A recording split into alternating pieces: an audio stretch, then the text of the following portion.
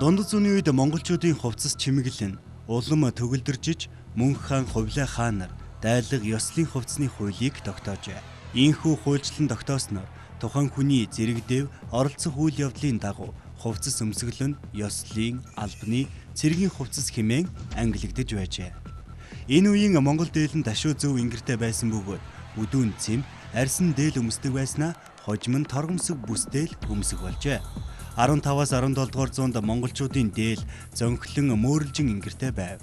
17 дугаар зууны үед Монгол буддын шашин дэлгэрснээр Монгол ламын хувцас өвөрмөц онцлог бүхий хэм маягтай болжээ.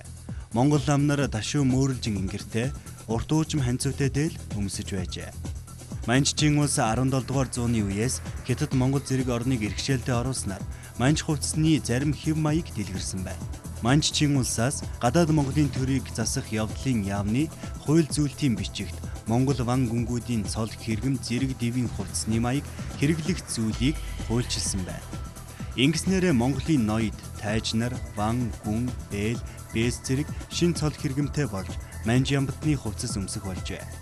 Манжийн ноёхлын үед Монгол эрчүүд манж маягийн 5 гизэг тавьж дөрвөлжин ингэртэй дээл өмсөх болсон бөгөөд дээлийн ханцуу нудрахтай болжээ.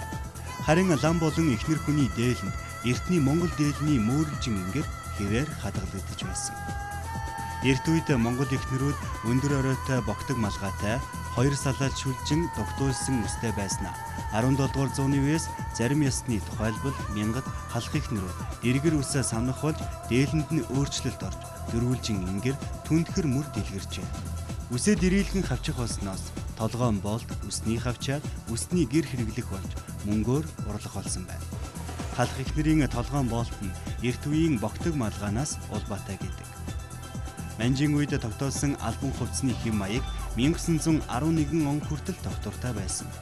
1911 оноос хойш Монгол улсын хаан, ван, гүн, бээл, бээс, тайж, дүшмэдийн хөмсгөл идэл хэрэглийн хэм маягийг шинжилэн тогтоосон боловч манжийн үеийн хувцсанд багасаг өөрчлөлт оруулсан. Богд хаант Монгол улсын үед лам нарын ямдны хувцас цэргийн дөрөвт хувцсны хэм маягийг бас журамлан тогтоожээ.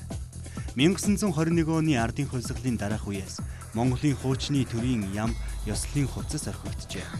Ялангуяа 1930-ад оноос нийтээр энгийн хийцтэй дээл хувцас хэрэглэх болсны сацуу хот шил үйлдвэрлэж Оросын соёлын нөлөөгөөр Европ хувцас дэлгэрч эхэлсэн байна.